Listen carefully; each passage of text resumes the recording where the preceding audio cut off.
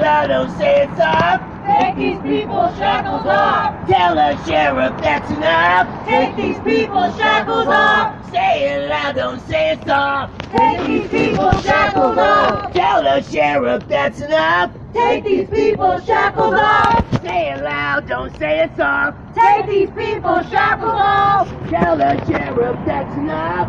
So I think this is a great thing. I think that's what God would want, to set the captives free. A lot of people are not violent, yet they're getting shackled, and not necessary a lot of times in jails. It was the same thing when I was getting arrested in Vegas. They'd shackle me up, and I had no violent crimes or anything like that on my record, so I'm sure a lot of people are suffering, and hopefully this will help to relieve suffering for a lot of people that don't need shackling.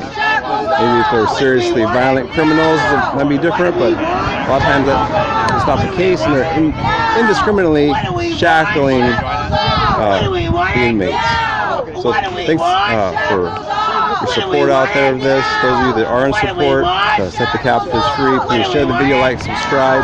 And we're going to have some speakers, I think, too, so I'll try to show those speakers as well. I'm planning to speak as well at the rally here. Let's pray that the shackles come off soon, in Jesus' name. Also, do feel free to join Homeless Advocates for Christ on Facebook. Now imagine if you're still holding this position, how does it feel? Think about holding it for a couple minutes longer, an hour. Imagine holding this for 8 hours, 12, 15 hours. If you're still holding this position, your legs may have begun to shake, your back starting to tense, possibly pain shooting through your body.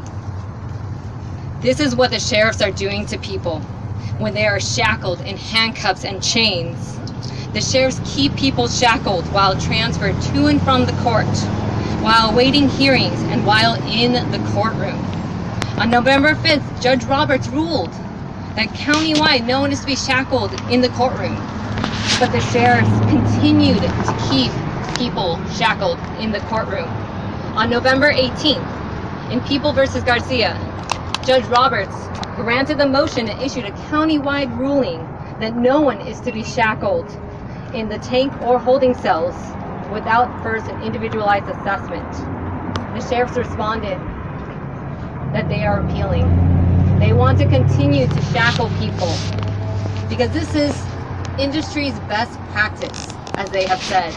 But Orange County is only one of 2 counties in California that practices shackling. I asked myself, why would the sheriffs decide to cause that much pain to a person? How would keeping somebody hungry, cold, and in pain be in their best interest? Wouldn't anyone do anything to get out of this situation, including pleading guilty when they are not even guilty? Plea deals mean higher conviction rates for the DA.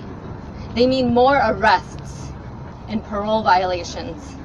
They mean more money for the sheriffs and the jails. These data points are used to prove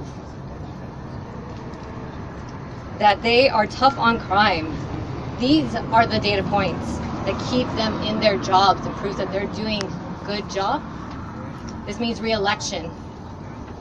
But what we know, what it means, is less resources for those experiencing homelessness and those struggling with mental illness and addiction. It means more harm and less help for the community. You have the power to influence and make a difference. Raise your voice, call your representatives, rally the people to stop shackling and this inhumane treatment. Thank you very much.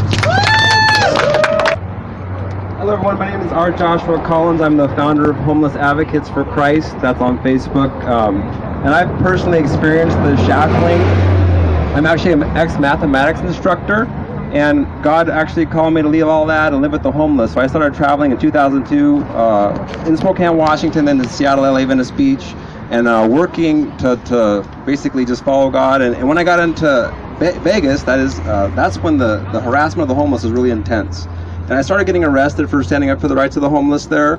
as well as when I was street preaching, I get arrested a lot of times. That my First Amendment rights would be violated. I fight cases. I fought case after case. I fought probably close to 40 cases in Vegas. And each time you fight the case, you have to sit in jail for 3 weeks at least while you're fighting your case, because they want, like she said previously, they're trying to get you to plead guilty, right? They don't want you to fight. They don't want you to win. They don't want any of that stuff. So a lot of times when I was going to court, I would be shackled, not just my wrists and my waist, but my ankles as well. So the shackling on the ankles is quite painful, and if you don't get that somehow cushioned, you're going to get cuts. You know, you're barely able to move your feet like this, you know. And like she said previously too, I think you're shackled with other people a lot of times when you're being transported and things like that. It's a very torturous situation, and to be in that position for a lot of hours, yeah, it hurts, and it's not something you want to have to endure. And a lot of times the people that are enduring it have not done any serious crime, and it's not because they've murdered somebody or anything like that. So my cases were typically trespassing charges, and they'd be shackling me just like that, you know. And you're going into court shackled like that. I remember on my 24th arrest, I actually spent about 22 days in jail, and I was found not guilty in the trial. But while I was fighting my case, I was shackled like that, right? So they're trying to give this impression that you're guilty, even though maybe you're not guilty, right? You go into court looking like that. So the system, of course, is slanted oftentimes against the poor and oppressed. We need to end a practice of indiscriminately shackling people in custody. I truly believe that. You know, when you're under duress, these guilty pleas, a lot of times they shouldn't be legitimate. You know, and that's what I see. The violation of the Constitution, the 8th Amendment, of course. Not all prisoners are criminals. Not all prisoners are dangerous. And that seems to be something that Barnes was sharing in his article, just kind of trying to link the two with prisoner to dangerous, prisoner to criminal. No, there's a lot of people that are wrongfully arrested. You know, and that's important for us to remember that. And a lot of times the police are wrongfully arresting people, violating their rights, and they're the criminal. They should be in shackles, they should be in chains, right? So that's something to remember. Now, I'm not saying we should not be careful when it comes to serious criminals. We know that they've really done something awful, like murdered somebody or slaughtered or whatever. Of course, we want people to be safe, but oftentimes that's not the case. So I do want to fight, of course, for the end of the shackling. I just think all of you out here to be in support of this, because we need freedom. We need to fight for freedom and to end the humiliation, the pain, the things that aren't necessary when fighting, you know, crime. Supposedly, a lot of times it's just petty stuff that they're dealing with, and they're putting people in that situation. Thanks for your time. Woo! Yeah! Right on, Josh! All right, brother! There we go. All right, so we're going to be chanting very, very shortly. Everybody have your papers. If you don't, there's some papers here on the table. You can come and grab one. When it's your chance, they're on the Please pray for the prisoners to be set free. Thanks for your prayers and support, everybody. I'm glad I was able to make it to this. May God bless you all. You seek first His kingdom always. And do join Homeless Advocates for Christ. Share the video, like, subscribe. Thanks so much. Bye-bye. Them, and short, heavy chains link their wrists to restraints around their waists, giving them only 6 inches to move their arms. Except for the sometimes few short moments that they spend in court, they remain in these chains all day, usually 12 or more hours. They can't reach their mouths to eat, they can't use the restroom, they can't fully straighten their backs when sitting. There are no exceptions for people who have physical or mental disabilities or are pregnant or injured. They can't we have seen the swelling, bruising, and cuts that these chains leave on people's wrists. People have told us what it's like to struggle to reach your mouth when you're given a few moments to eat a sandwich. They have told us how the chains are tightened until their hands feel numb, how their muscles ache from the constant restriction on their movements. Deputies do not spare anyone. They have no specific justification for chaining each person who endures this. Neither your alleged crime, nor your behavior, nor your physical or mental health are considered. Old people, injured people, and people who have never been physical are all subjected to this practice. The shackling is so grueling and painful that people are pleading guilty just to avoid court. We have seen people wince as the chains are cinched to their wrists. The image of people walking shackled in this way is one that should have been left in our country's distant past. This practice violates our Constitution and human decency. Our neighbors inside the Orange County jails are fighting this horrible practice. Along with their Orange County public defenders, they have challenged the policy in court. Public Defender Sarah Ross argued for unchaining Orange County, and on November 18th, Judge Kathleen Roberts granted a motion moving to unshackle people in custody and issuing a county-wide ruling that no person is to be shackled in courthouse cells without an individualized assessment. Judge Roberts wrote, "Blanket shackling of in-custody defendants demeans the dignity of the court process, the courtroom, and the defendant, and violates the due process rights of the accused." But Sheriff Coroner Don Barnes appealed the ruling, and 2 days ago, on November 22nd, the Court of Appeal issued an order allowing the Sheriff's Department to continue shackling people without regard for their health or well-being and with no justification. The case is going to be argued again before this higher court. There is no justice in suffering and abuse. In justice, there must be compassion, humanity, and healing.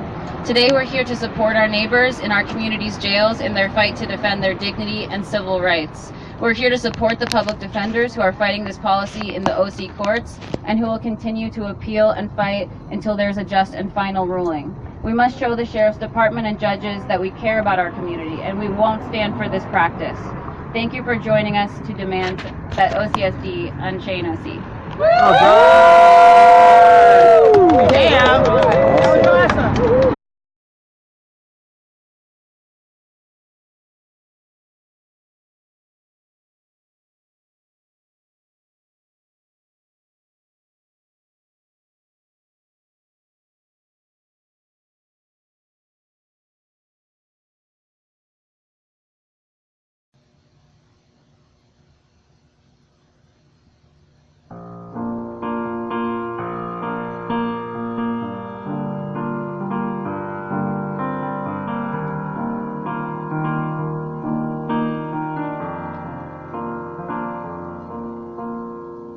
Had a backpack on his back, just got up on the railroad track.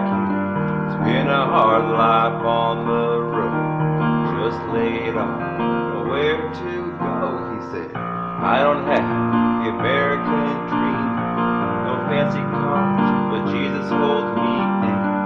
I know what lies ahead of me, 'cause heaven knows I love the Lord. The police were looking down at the poor woman sleeping on the ground. They said, you can't be sleeping here, no trespassing. She said with a tear, I don't have the American dream, no fancy cars, but Jesus holds me in. I know what lies ahead of me, 'cause heaven knows I love the Lord.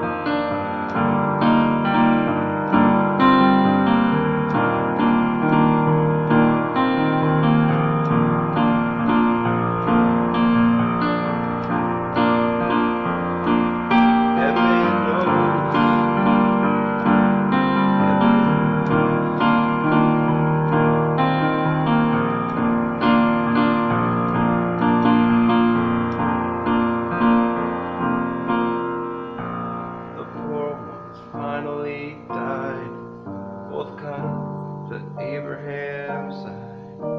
So glad to be free from the greed of earth, who love their money, and they said, I don't have the American dream, no fancy cars, but Jesus holds me in.